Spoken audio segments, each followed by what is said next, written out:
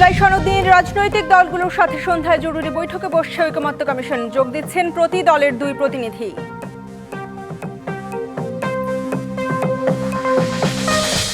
মানুষ অস্থির হয়ে আছে, নির্বাচন দিয়ে তাদের বাঁচানোর আহ্বান মির্জা ফখরুলের। হিংসার রাজনীতি নয়, শান্তিপূর্ণ রাষ্ট্রই বিএনপির চাওয়া। 3 দশক পর চট্টগ্রাম বিশ্ববিদ্যালয়ে শান্তিপূর্ণ ভোট উৎসব। হাতের কালি নিয়ে অভিযোগ থাকলেও ফল মেনে নেয়ার ঘোষণা প্রার্থীদের।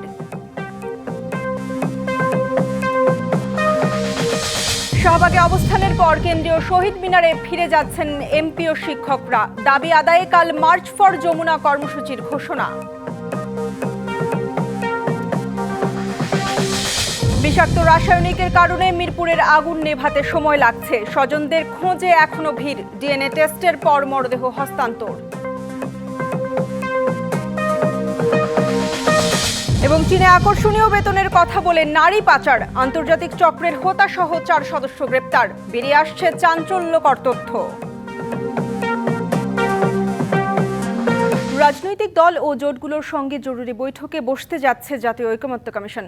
ফরেন সার্ভিস একাডেমিতে এই বৈঠক হবে সন্ধ্যা 6টায়। কমিশনের সহ সভাপতি ডক্টর আলী রিয়াজের সই করা এক চিঠিতে এ তথ্য জানানো হয়েছে। শুক্রবার জাতীয় সংসদের দক্ষিণ প্লাজায় জুলাই সনদ সইয়ের প্রস্তুতি নিচ্ছে অন্তর্বর্তী সরকার। এর 2 দিন আগে ডাকা হলো এই বৈঠক। মঙ্গলবার ঐকমত্য কমিশনের পক্ষ থেকে জুলাই সনদের চূড়ান্ত কপি রাজনৈতিক দলগুলোর কাছে পাঠায় জাতীয় ঐকমত্য কমিশন। রাজনৈতিক দলগুলোর সাথে ঐকমত্য কমিশনের বৈঠকের বিষয়ে জানাতে ফরেন সার্ভিস একাডেমি প্রাঙ্গণ থেকে সরাসরি যুক্ত হচ্ছেন সহকর্মী আনোয়ার হোসেন। আনোয়ার, জুলাই সনদ সইয়ের 2 দিন আগে ডাকা হলো জরুরি বৈঠক। এই বৈঠকের বিষয়বস্তু সম্পর্কে কিছু জানা গেছে কিনা বিস্তারিত জানাবেন। জরুরি বৈঠক জাতীয় ঐকমত্য কমিশনের সঙ্গে রাজনৈতিক দলগুলোর। তো বিষয়টি হচ্ছে যে যেহেতু মাত্র এই শুক্রবারই মাত্র 2 দিন পরেই জুলাই সনদ যে স্বাক্ষর, সেই প্রোগ্রামটি কিন্তু আসলে আগে থেকেই মোটামুটি সব ঠিকঠাক করা হয়েছে। তো এখন যে বিষয়টি একটু বলতে চাই যে এই রাজনৈতিক দলগুলোর সঙ্গে যে বৈঠকটি অল্প কিছুক্ষণ পরেই জাতীয় ঐকমত্য কমিশনের শুরু হবে, তো সেই জায়গা থেকে ফরেন সার্ভিস একাডেমিতে একটু চিত্রটি দেখাতে চাই ঠিক এই মুহূর্তে। সেটি হচ্ছে যে এখানে প্রধান উপদেষ্টা ডক্টর মোহাম্মদ ইউনূস তিনি এই বৈঠকে থাকবেন। তো সেই জায়গা থেকে ফরেন সার্ভিস একাডেমি কিন্তু একেবারেই সামনে, আইনশৃঙ্খলা রক্ষাকারী বাহিনী এবং সেই সঙ্গে সেনাবাহিনীর সদস্যরা এখানে আছেন। নিশ্চয়ই দেখতে পাচ্ছেন যে এখানে একটা নিশ্চিদ্র নিরাপত্তা ব্যবস্থার যে বিষয়টি, সেটি কিন্তু আমরা এরই মধ্যে আমরা দেখতে পাচ্ছি। তো সব মিলিয়ে আসলে অপেক্ষায় আছি আমরা, কিন্তু এখন পর্যন্ত কোনো রাজনৈতিক দলের প্রতিনিধিদের আমরা এখন পর্যন্ত আসতে দেখিনি। যেহেতু বৈঠক সন্ধ্যা 6টায়, সময় এখনও আছে। তো সেই জায়গা থেকে এখন বিষয়বস্তুর যে বিষয়টি আপনি একটু জানতে চেয়েছেন, সেই জায়গা থেকে বলতে চাই যে জুলাই সনদ স্বাক্ষরের যে বিষয়টি আছে, সেই জায়গা থেকে রাজনৈতিক দলগুলোর কাছে চূড়ান্ত যে কপি, সেই কপিটি এরই মধ্যে অর্থাৎ গতকালই কিন্তু দেওয়া হয়েছে। তো সেই জায়গা থেকে আমাদের কাছে তথ্য আছে বিএনপি সহ কিছু দল এই জুলাই সনদে স্বাক্ষর করবে। কিন্তু যদি একটু অনানুষ্ঠানিক তথ্য দিই আপনাকে, সেই জায়গা থেকে এনসিপি বা জামায়াতে ইসলামী এমন একটি তথ্য আছে যে আসলে কোনো দল শেষ পর্যন্ত এই জুলাই সনদে স্বাক্ষর করবেন কি না, এমন একটি প্রশ্ন কিন্তু দেখা দিয়েছে। তার অন্যতম কারণটি হচ্ছে যে এই জুলাই সনদ স্বাক্ষর হবে, কিন্তু এই যে জুলাই সনদটি বাস্তবায়ন কীভাবে হবে, প্রক্রিয়াটি কীভাবে হবে, সেই বিষয়টি উল্লেখ না থাকায় এমন একটি প্রশ্নের জায়গা তৈরি হয়েছে। তো সেই জায়গা থেকেই মূলত প্রধান উপদেষ্টার সঙ্গে যে আজকে এই ঐকমত্য কমিশনের সভাপতি প্রধান উপদেষ্টা ডক্টর মোহাম্মদ ইউনূস তিনি এখানে উপস্থিত থাকবেন। তো সেই জায়গা থেকে আরও বিস্তারিত বিষয়গুলো নিশ্চয়ই চলে আসবে। সময় যত গড়াবে, বৈঠক শুরু হওয়ার পরে নিশ্চয়ই আপনার মাধ্যমে আমরা দর্শকদেরকে জানাতে পারবো। ঈশিতা। আনোয়ার, ধন্যবাদ আপনাকে। শান্তিপূর্ণভাবে শেষ হয়েছে চাকসু নির্বাচনের ভোট গ্রহণ। তবে আনুষ্ঠানিক সময় শেষ হলেও যারা কেন্দ্রে প্রবেশ করেছেন তাদের ভোট এখনও নেওয়া হচ্ছে। সকাল 9টায় শুরু হয় চাকসু নির্বাচনের ভোট গ্রহণ। এর আগে থেকেই কেন্দ্রের বাইরে লাইনে দাঁড়ান শিক্ষার্থীরা। যথাসময়ে আসে ব্যালট পেপার ও বক্স। কেন্দ্রের বাইরে এলইডি স্ক্রিনে দেখানো হচ্ছে ভোটের কার্যক্রম। তবে অমোচনীয় কালি ব্যবহার না করায় জাল ভোটের শঙ্কা জানিয়েছেন ছাত্রদল। একই শঙ্কা শিবিরেরও। তবে ফলাফল যাই হোক তা মেনে নেয়ার প্রত্যয় প্রার্থীদের। এদিকে দিনভর উৎসবমুখর পরিবেশে ভোট গ্রহণ চললেও বিকেলে ব্যবসায় প্রশাসন অনুষদের কেন্দ্রের বাইরে আচরণবিধি লঙ্ঘন করে প্রচারণার অভিযোগ ওঠে ছাত্র শিবিরের বিরুদ্ধে। উত্তেজনা তৈরি হলে স্লোগান দেয় ছাত্রদল সহ কয়েকটি প্যানেলের প্রার্থী ও সমর্থকরা। চাকসুর কেন্দ্র ও হল সংসদ মিলিয়ে 232টি পদের বিপরীতে প্রার্থী 908 জন। আজ রাত 12টার মধ্যেই ফল ঘোষণার প্রত্যাশা নির্বাচন কমিশনের। আইনশৃঙ্খলা পরিস্থিতি নিয়ন্ত্রণে মোতায়েন আছে 2000 সদস্য। চাকসুর আরও খবর জানাতে আমাদের সাথে যুক্ত হচ্ছেন সহকর্মী মাসুদুল হক এবং মুজিবুল হক। আমরা শুরুতেই যেতে চাই মাসুদুল হকের কাছে। মাসুদ, আপনার কাছে জানতে চাই যে মাসুদ, হয়তো আপনাকে আমি পাচ্ছি না, আমি শুরুতে যেতে চাই মুজিবের কাছে। মুজিব, আপনার কাছে জানতে চাই যে একটা অভিযোগ উঠেছে যে ছাত্র শিবির প্যানেলের বিরুদ্ধে, এই অভিযোগ নিয়ে আপনার কাছে জানতে চাই এবং কখন নাগাদ ভোট গণনা শুরু হবে এ বিষয়ে বিস্তারিত জানাবেন। ঈশিতা, আনুষ্ঠানিকভাবে বিকেল 4টায় ভোট গ্রহণের যে কার্যক্রম সেটি শেষ হয়েছে, তবে কিছু কিছু কেন্দ্রে যারা লাইনে ছিলেন তাদেরকে ভোট দেওয়ার যে সুযোগ সেটি নির্বাচন কমিশনের পক্ষ থেকে দেওয়া হয়েছে। তবে যেটি অভিযোগ আসলে উঠেছে ছাত্র শিবিরের বিপক্ষে, সেটি ব্যবসা প্রশাসন যে অনুষদ, সেই অনুষদের বাইরে যে নির্বাচন কমিশন বেঁধে দেওয়া যে জায়গা 100 মিটারের মধ্যে প্রচারণা চালানো যাবে না, সেটি নির্বাচন কমিশনের পক্ষ থেকে বলা হয়েছিল। তবে কিছু কিছু প্রার্থী এখন অভিযোগ করছেন যে সেখানে ছাত্র শিবিরের পক্ষ থেকে প্রচারণা চালানো হয়েছিল। এটি নিয়ে বেশ কয়েক দফায় প্রশাসনের সাথে হট্টগোল হয়েছে। এখন পরিস্থিতি কিছুটা শান্ত আছে। আমরা দেখছি যে আইন শৃঙ্খলা বাহিনীর সদস্যরাও একটা সতর্ক অবস্থানে রয়েছে। এর বাইরে যারা এই ঘটনাটি নিয়ে আসলে প্রতিবাদ করছেন তারা অবস্থান নিয়েছেন। আমরা সামনে যাওয়ার চেষ্টা করি, একজন কথা বলছেন, তার সাথে একটু তার অবস্থা যদি একটু জানার চেষ্টা করি। যে আমরা সরাসরি সম্প্রচারে আছে, একটু বলবেন যে কি অভিযোগ আপনার? প্রথমত অভিযোগ বলতে আমরা দেখেছি, আমি সরাসরি 12টায় যখন ভোট দিয়েছিলাম সেখানেও বলেছিলাম যে আসলে ছাত্র শিবিরের কর্মীরা কিন্তু দেখেছি 100 মিটারের ভিতরে থেকে তারা ভোটার স্লিপ বিতরণ করতেছে। এক, দ্বিতীয় বিষয়, আমি যখন ভোট দিতে ভিতরে ঢুকেছি আমাকে অনেকে বলতেছে ভাই এই ভোটার স্লিপে ভোট দিন। তার মানে আমি দেখেছি তারা সামনাসামনি ওই জায়গায় বুথের সামনে থেকেই কিন্তু তারা ভোটারদেরকে প্রভাবিত করার, ম্যানিপুলেট করার চেষ্টা করেছে। আমি তখন বের হয়ে কিন্তু সাংবাদিকদেরকে এই বিষয়টা অবগত করেছি। কিন্তু আমাদের বর্তমান নির্বাচন কমিশনাররা বারবার শুধু ওই যে আমাদের বিশ্ববিদ্যালয়ে প্রচলিত সেই ডায়ালগ লাঞ্চের পরে আসুন, এখন বলতেছে এখন প্রচলিত ডায়ালগ হচ্ছে লিখিত অভিযোগ দেন। এই নির্বাচন কমিশনার অনেকটা হাসিনার নির্বাচন কমিশনারের মতো আচরণ করতেছে।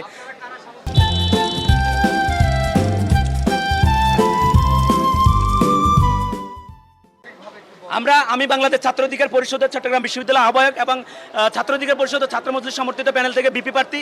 এখানে পরিষদের ভিপি প্রার্থী রিজু। প্রথমত হচ্ছে আমরা 3টা থেকে এখানে আছি, 3টা থেকে এখানে গেট বন্ধ, ভোটারদেরকে ঢুকতে দেওয়া হচ্ছে না। এখানে ছাত্র সংস্থার যে কর্মীরা আছে তারা ঢুকে ভোটারদেরকে তাদের প্রার্থীদের স্লিপ দিচ্ছে। এগুলোর কোনো সমাধান এখনো পর্যন্ত আমাদের যে প্রশাসন তারা করছে না, উল্টো তারা আমাদেরকে জিজ্ঞেস করছে এটাতে কি করা উচিত। আমরা বলতে চাই যদি আপনারা না পারেন, আমরা ইসির কাছে গিয়েছি, তারাও সমাধান দিচ্ছে না, আমাদের এখানেও সমাধান দিচ্ছে না, তাহলে সমাধান হচ্ছে কি আমরা শিবিরের ভাইদের কাছে। আপনাকে ধন্যবাদ। আমরা কয়েকজন প্রার্থীর সাথে কথা বলছিলাম, তারা আসলে একই সুরে কথা বলছেন।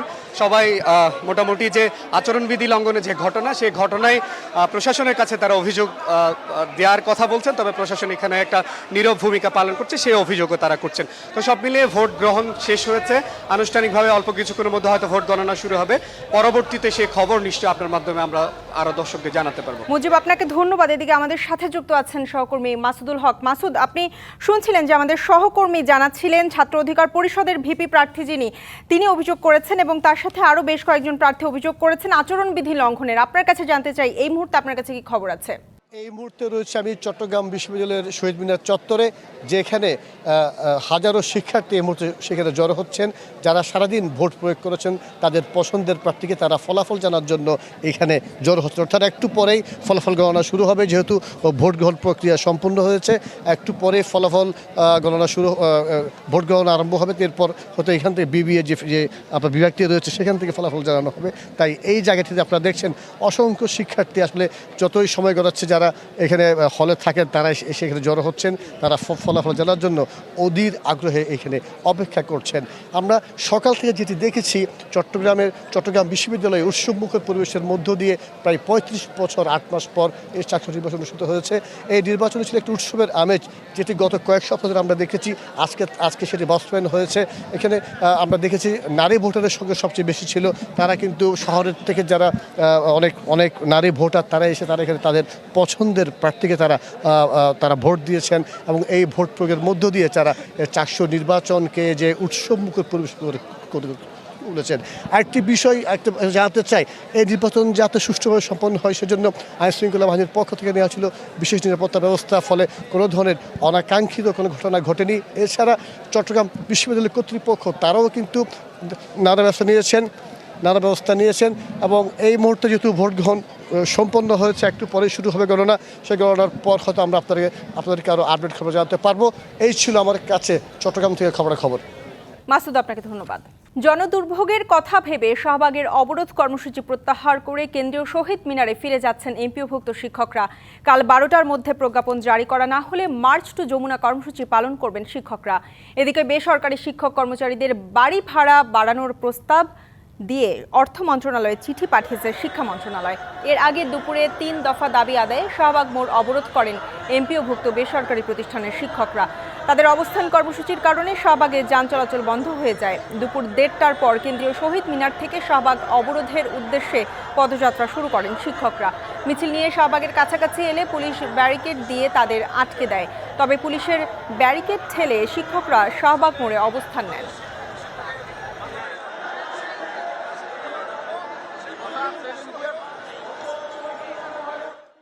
একই দেশে একই শিক্ষা ব্যবস্থা, কেন শিক্ষকরা বঞ্চিত হবে? আমরা কোনো বৈষম্য মানি না, আমরা আমাদের অধিকার নিতে এসেছি, আমরা ভিক্ষা করতে আসিনি। আজকেই 20% দিতে হবে, এই প্রজ্ঞাপন নিয়ে তালবাহানা কোনো মতেই আমরা মেনে নিব না। যখনই প্রজ্ঞাপন দিয়ে দিবে তখনই আমরা চলে যাব, আর নচেত আগামী দিন থেকে আমাদের এক দফা দাবি হবে জাতীয়করণ নিয়ে আমরা ঘরে ফিরবো। যতদিন পর্যন্ত আমরা 20% দাবি বাড়ি ভাড়া পূরণ না হয় আমরা আন্দোলন করে যাব এবং এখানে অবস্থান করব। এ বিষয়ে আরো বিস্তারিত জানাতে কেন্দ্রীয় শহীদ মিনার থেকে আমাদের সাথে সরাসরি যুক্ত হচ্ছেন সহকর্মী অজিত সরকার। অজিত, শিক্ষকরা তো জনদুর্ভোগের কথা চিন্তা করে আবারও শহীদ মিনারে ফিরে যাচ্ছেন। কাল আবার মার্চ ফর যমুনা কর্মসূচির ঘোষণা দিয়েছেন তারা। এ ব্যাপারে কি তথ্য আছে আপনার কাছে জানাবেন? আপনি যেমনটি বলছিলেন, শিক্ষকরা এমপিভুক্ত বেসরকারি শিক্ষা প্রতিষ্ঠানের শিক্ষকরা কিন্তু ওই যে কিছুক্ষণ আগেও এখানে তারা অবস্থান নিয়েছিলেন শাহবাগে। তারা অবরোধ করেছিলেন, 2টার পরে তারা কিন্তু শাহবাগে অবস্থান নেন। তাদের অবস্থানের শাহবাগে অবরোধ কর্মসূচির কারণে কিন্তু এই শাহবাগের আশপাশে এলাকা কিন্তু যান চলাচল সম্পূর্ণ বন্ধ হয়ে পড়ে। তারা মূলত আসলে এই জনদুর্ভোগের কথা চিন্তা করে তারা কিন্তু এই শাহবাগের অবরোধ কর্মসূচি কিন্তু তারা আপাতত প্রত্যাহার করে নিয়েছে এবং তারা এখান থেকে তারা সবাই কিন্তু শহীদ মিনারে চলে গেছে। তারা যেমনটি আমাদেরকে বলছিলেন যে তারা আপাতত তারা অবরোধ কর্মসূচি প্রত্যাহার করে নিল। আগামীকাল বেলা 12টা পর্যন্ত তারা সময়সীমা বেঁধে দিচ্ছেন যে বাড়ি ভাড়া 20% বৃদ্ধি সহ 3 দফা তাদের যে দাবি, সেটা যদি প্রজ্ঞাপন আকারে জারি করা না হয় বেলা 12টার মধ্যে তারা কিন্তু যমুনা অভিমুখে লং মার্চ টু যমুনা তারা পদযাত্রা করবেন। তারা এমনটাই আমাদেরকে জানিয়েছিলেন। এখানে বিভিন্ন রাজনৈতিক দলের নেতৃবৃন্দ এখানে এসেছিলেন, বিভিন্ন শিক্ষক ফোরামের পক্ষ থেকেও তাদেরকে সংহতি জানিয়েছেন, এনসিপির পক্ষ থেকেও তাদেরকে আসলে সংহতি জানিয়েছেন এবং কি এনসিপির নেতা হাসনাত আবদুল্লাহ তাদের সাথে কথা বলেছেন। আপনি জানেন আরেকটা বিষয়, তারা কিন্তু আজকে সকাল থেকে কিন্তু তারা কেন্দ্রীয় শহীদ মিনারে কিন্তু তারা অবস্থান কর্মসূচি পালন করছিলেন। তারপর তাদেরকে বেঁধে দেওয়া যে 12টা পর্যন্ত তাদের সময়সীমা ছিল, তারা 12টা পর্যন্ত তাদের প্রজ্ঞাপন জারি করা না হলে তারা কিন্তু শাহবাগ ব্লকেট করবেন। তারা কিন্তু এমনটা আগেই তারা জানিয়েছিলেন, কিন্তু যখন তারপরেও কিন্তু এনসিপি নেতা হাসনাত আবদুল্লাহর অনুরোধে তারা কিন্তু সময়সীমা আরও একটু বাড়িয়েছেন। তারপর তারা কিন্তু দুপুর 1:30টার পরে কিন্তু তারা আসলে শহীদ মিনার থেকে মিছিল দিয়ে তারা কিন্তু আসলে শাহবাগে আসেন এবং তারা শাহবাগ আসার পথেই কিন্তু শাহবাগ জাতীয় জাদুঘর এবং শাহবাগ থানার সামনে তাদেরকে কিন্তু পুলিশ ব্যারিকেড দিয়ে থামিয়ে দেয়। তারপর তারা ব্যারিকেড ভেঙে কিন্তু তারা শাহবাগে অবস্থান নেন। তাদের অবস্থানের কারণে কিন্তু আসলে শাহবাগে যান চলাচল কিন্তু সম্পূর্ণ বন্ধ হয়ে পড়ে। তারা কিন্তু এখানে অনেক দীর্ঘক্ষণ ছিলেন, তাদের সাথে অনেক রাজনৈতিক নেতৃবৃন্দ এসে সংহতি প্রকাশ করেছেন এবং তারা এখান থেকে তারা সর্বশেষ তারা আমাদেরকে জানিয়েছেন তাদের এমপিভুক্ত শিক্ষা জাতীয়করণের যে প্রত্যাশী জোটের যে সদস্য সচিব দেলোয়ার হোসেন আজিজি তিনি আমাদেরকে জানিয়েছেন, সাংবাদিকদের জানিয়েছেন, যেটা বলছেন তিনি যে আপাতত জনদুর্ভোগের কথা চিন্তা করে তারা এখান থেকে কিন্তু তারা শহীদ মিনারে চলে যাচ্ছেন। আগামীকাল 12টার মধ্যে যদি তাদের যে প্রজ্ঞাপন যদি জারি করা না হয় তারা কিন্তু মার্চ ও যমুনা তারা কর্মসূচি পালন করবেন, এমনটাই তারা আমাদেরকে জানিয়েছেন। ধন্যবাদ। মিরপুরের শিয়ালবাড়িতে পোশাক কারখানা ও কেমিক্যালের গুদামের আগুন নিয়ন্ত্রণে এলেও এখনও ধোঁয়া বের হচ্ছে, আর স্বজনদের খোঁজে ঘটনাস্থলে ভিড় করছেন অনেকে। এদিকে ঢাকা মেডিকেলে রাখা 9 জন পুরুষ ও 7 নারীর মরদেহের মধ্যে 10 জনের পরিচয় মিললেও ডিএনএ পরীক্ষার মাধ্যমে হস্তান্তর করা হবে। আহত 3 জনের অবস্থাও ভালো না। রাজধানীর মিরপুরের রূপনগরের শিয়ালবাড়িতে পোশাক কারখানা ও কেমিক্যাল গুদামের আগুন নিয়ন্ত্রণে এলেও এখনও ধোঁয়া বের হচ্ছে। বিস্তারিত জানাতে ঘটনাস্থল থেকে সরাসরি যুক্ত হচ্ছেন সহকর্মী হাসান আল মামুন। মামুন, আগুন নিয়ন্ত্রণে এলে এখনও ধোঁয়া বের হচ্ছে এবং ফায়ার সার্ভিস এক ধরনের শঙ্কার কথা জানিয়েছেন। কি ধরনের শঙ্কার কথা জানিয়েছেন ফায়ার সার্ভিস, বিস্তারিত জানাবেন। ঈশিত, আপনাকে ধন্যবাদ। যেমনটি বলছিলেন যে এই কেমিক্যাল গোডাউনের যে আগুন, সেই আগুন আজ 2:20 নিয়ন্ত্রণে আসে, যদিও এখনও আগুনের ধোঁয়া বের হচ্ছে। আমরা একটু এখানে যেই ইসাপের একটি প্রতিনিধি দল এসেছে, তারা এই ভেতরের অবস্থা জানার জন্য এখানে উপস্থিত রয়েছেন। যদিও বুয়েটের একটি প্রতিনিধি দল আসার কথা ছিল, আমরা একটু তাদের সাথে কথা বলবো। আসলে তারা কেমনটি দেখছেন যদি একটু বলেন। যে আগুন নিয়ন্ত্রণে এসেছে, আপনারা ভেতরে যাওয়ার চেষ্টা করেছিলেন, সব মিলিয়ে যদি একটু বলেন। এখনও প্রচুর ধোঁয়া পরিলক্ষিত হচ্ছে, যার জন্য ভিতরে যাওয়া সম্ভব হয়ে ওঠেনি। এবং যেহেতু এটা কেমিক্যালের বেসিক্যালি গোডাউন, এবং গোডাউনের যে পরিমাণ আপনার সিকিউরিটি মেজার নেওয়া উচিত ছিল সেটা একদম ছিল না। আপনার অ্যাটলিস্ট আপনার 20 ইঞ্চি যে ওয়াল থাকার কথা ছিল এবং আপনার সিল হওয়ার কথা ছিল, সেগুলো কিছু ছিল না, যার জন্য এখনও কিন্তু ধোঁয়া প্রচুর বের হচ্ছে, যার জন্য আমরা ভিতরে ঢুকতে পারিনি। তবে আমার মনে হয় ধোঁয়া বন্ধ না হওয়া পর্যন্ত কারোর ভিতরে যাওয়ার সম্মুখীন হবে না। কি মনে হয় যে কতক্ষণ নাগাদ এই ধোঁয়া বন্ধ হতে পারে? এটা কেমিক্যালের ধোঁয়া। আসলে আমরা যা জানতে পেরেছি, গতকালকে অ্যাক্সিডেন্ট হয়েছে এবং ইতিমধ্যে 24 ঘন্টা হয়েছে। অ্যাটলিস্ট আগামীকাল আজকে পর্যন্ত এটা ওয়েট করতে হবে, দেন ধোঁয়া পরিপূর্ণভাবে আপনার নিভে যাওয়ার পরে যদি এখন যায়ও তাহলে কিন্তু আপনি সেই পরিমাণ সেফটি মেজার নিয়ে ভিতরে ঢুকতে হবে। আপনারা কি এখন ভেতরে যাওয়ার চেষ্টা করবেন, নাকি বুয়েটের যে প্রতিনিধি দল আসার কথা রয়েছে তারা আসলে যাবেন? না, এখন ডিপেন্ডস করে কি পরিমাণ আমরা যে গ্যাস মাস্ক আপনার অ্যাটলিস্ট 30 মিনিট যে রেশিওর যে গ্যাস মাস্কগুলো সেগুলো নিয়ে আমার ঢুকতে হবে, তাহলে হয়তো আমরা আগামীকাল হয়তো চেষ্টা করবো আর কি। ধন্যবাদ আপনাকে। যেমনটি জানছিলাম যে ইসাফের যে প্রতিনিধি দল তারা ভেতরে যাবে, তবে আরেকটি তথ্য হচ্ছে যে যেই কেমিক্যাল গোডাউনটি রয়েছে এই বিল্ডিংটি ঝুঁকিপূর্ণ বলে জানিয়েছেন সিভিল ডিফেন্সের যিনি মহাপরিচালক, তিনি এটি জানিয়েছিলেন। আর আশঙ্কাজনক অবস্থা আছে কিনা বা ভেতরে কেউ আটকা আছে কিনা এখন পর্যন্ত তারা জানিয়েছেন যে তারা আশঙ্কা করছেন ভেতরে কেউ নেই, তবে এই ধোঁয়া বন্ধ হওয়ার পরে সেটি তারা ভেতরে গিয়ে জানতে পারবে। তো শিয়ালবাড়ির মোড় থেকে এই ছিল আমার কাছে সবশেষ। মামুন, আপনাকে ধন্যবাদ। ফেব্রুয়ারিতে ত্রয়োদশ জাতীয় সংসদ নির্বাচন। সারা দেশ প্রস্তুত হচ্ছে একটি অবাধ, সুষ্ঠু ও গ্রহণযোগ্য নির্বাচনের জন্য। কি ভাবছেন সাধারণ মানুষ থেকে শুরু করে আগামীর জনপ্রতিনিধিরা, সে কথা জানাতে ডিবিসি নিউজের ইলেকশন এক্সপ্রেস ছুটে যাচ্ছে সব সংসদীয় আসনে। এখন রয়েছে সংসদীয় আসন 66, সিরাজগঞ্জ 6-এ। সিএসআরএম ডিবিসি ইলেকশন এক্সপ্রেসে আমরা আছি সিরাজগঞ্জ 6, আর এটি হচ্ছে শাহজাদপুর উপজেলায়। আমার সাথে এই মুহূর্তে যুক্ত আছেন জাতীয় নাগরিক পার্টির সদস্য সচিব, যুগ্ম সদস্য সচিব SM সাইফ মুস্তাফিজ। আপনাকে স্বাগত জানাচ্ছি আমাদের সিএসআরএম ডিবিসি ইলেকশন এক্সপ্রেসে। আপনার যেহেতু ইলেকশন এক্সপ্রেস, আপনাদের যে পার্টির নির্বাচনী জার্নিটা কোথায় আছে এখন? আপনাদের ধন্যবাদ আমাদের এলাকা আসার জন্য। দেখুন, জাতীয় নাগরিক পার্টি এনসিপি জুলাই অভ্যুত্থানের পরবর্তী সময় গঠন হওয়ার পর আমরা মূলত মানুষের আকাঙ্ক্ষা, মানুষের চাহিদার অনুযায়ী আমরা রাজনীতিটা করার চেষ্টা করছি এবং নবগঠিত এই দলটির বয়স সবেমাত্র 7 মাসের মতন। তো আপনারা জানেন যে আমরা আসলে পুরো বাংলাদেশের মতো সিরাজগঞ্জ জেলা এবং আমাদের এই শাহজাদপুরে আসলে আমরা আমাদের কার্যক্রম শুরু করেছি এবং প্রত্যেকটি মানুষের কাছে কাছে গিয়ে আমরা পৌঁছাচ্ছি, তাদের আশা আকাঙ্ক্ষা জানতে চাচ্ছি। আমাদের কৃষক, আমাদের এখানে তাঁতি, প্রত্যেকটা শ্রেণী পেশার মানুষের কাছে আসলে আমরা জানতে চাচ্ছি তাদের আসলে আকাঙ্ক্ষাটা কীরকম, যেটা আসলে গত 17 বছর ধরে, ইভেন আসলে আমার মনে হয় যে গত 54 বছর ধরে যে আকাঙ্ক্ষাগুলো মানুষ পায়নি, সেটার বাস্তবায়ন আসলে এনসিপি করতে চায়। তো এনসিপির রাজনৈতিক ইশতেহার বলেন বা অন্যান্য দলের মতো খুব চাকচিক্যময় হবে না, আমরা আসলে সমস্যা সমাধান নির্ভর রাজনীতিটা করতে চাই। তো সেই লক্ষ্যে আমরা আগাচ্ছি ইনশাআল্লাহ। আপনাদের প্রত্যাশিত প্রতীক যেটি শাপলা, এটি যেহেতু এই ব্যাপারে এখনো ফাইনাল হয়নি, তো সেই ব্যাপারে আপনাদের নির্বাচনী জার্নিটা যে প্রতীক না পাওয়াতে এখনো পর্যন্ত, সেটা কি কোনো প্রতিবন্ধকতার সৃষ্টি করছে? কিছুটা তো প্রতিবন্ধকতা সৃষ্টি করছে। আপনি দেখেন যে আমাদের এখানকার মানুষ অলরেডি শাপলার একটা প্রতীক বানিয়েও নিয়ে এসছে, মানে মানুষের যে আকাঙ্ক্ষার জায়গা। আমরা বারবার বলেছি যে আমাদের যেই কোনো প্রোগ্রামে আমরা দেখতে পাচ্ছি যে মানুষ শাপলার সাথে এনসিপিকে কানেক্ট করে ফেলেছে। তো এই মানুষের চাহিদা এবং আকাঙ্ক্ষার জায়গা থেকে আমরা এনসিপিটাকে স্টিক আছি আমরা চাচ্ছি, এবং নির্বাচন কমিশনের প্রতি আমাদের আহ্বান থাকবে যে আসলে তারা যেন এটাতে রিজিট না থাকে, কারণ তারা কোনো ব্যাখ্যাও দিতে পারছে না। তো সেই জায়গা থেকে আমার মনে হয় যে যেহেতু কোনো আইনগত কোনো জটিলতা নেই, বাধা নেই, তো সেহেতু আসলে জনমানুষের এই আকাঙ্ক্ষাটা বাস্তবায়ন তাদের একটা দায়ের জায়গাও আছে। কারণ আমরা যেখানে মনে করছি যে এই সাংবিধানিক প্রতিষ্ঠানটি আসলে নিরপেক্ষভাবে যেভাবে কাজ করা উচিত সেটা আসলে অভ্যুত্থানের পরবর্তী সময় আমরা চেয়েছি, এবং মার্কাটা যদি আসলে তারা দিতে পারে আমার মনে হয় যে সেই লক্ষ্যে তারা আরেকটু অগ্রসর হতে পারবে। এবং আমরা জাতীয় নাগরিক পার্টি এনসিপি তারুণ্যের প্রতীক, আপনি নিজেও একজন তরুণ, প্রথমবারের মতো নির্বাচনে প্রতিযোগিতা করবেন, তো অনেক সিনিয়র পার্সন ফিল্ডে আছে, তো আপনি যখন মাঠে যাচ্ছেন কেমন লাগছে বা কেমন প্রতিক্রিয়া পাচ্ছেন সাধারণ মানুষের?